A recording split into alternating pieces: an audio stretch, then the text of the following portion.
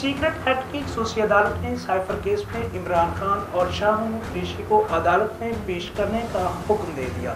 इस्लामाबाद की secret act की खसूसी अदालत के जज अबुल हसनात ने साइफर केस की समाअत की। इस दौरान पीटीआई के वकील ने साइफर केस की नकूल फराहम करने की दरख्वास्त की, जिसे अदालत ने मंसूख कर लिया। जज ने कहा कि गवाहों के बयान मुलजमान को नोटिस जारी करने के लिए काफी हैं। चेयरमैन पीटीआई इमरान खान और शाह महमूद कुरैशी अडयाला जेल में कैद हैं। दोनों मुलजमान को अदालत में पेश किया जाए। ऑफिशियल सीक्रेट एक्ट अदालत ने सुप्रीटेंडेंट अडयाला जेल को 4 अक्टूबर के लिए नोटिस जारी कर दिए।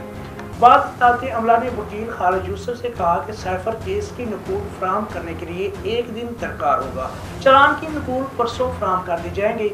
अदालती अमला ने वकील को बताया कि चेयरमैन पीटीआई इमरान खान और शाह महमूद कुरैशी को नोटिस जारी कर दिया गया है।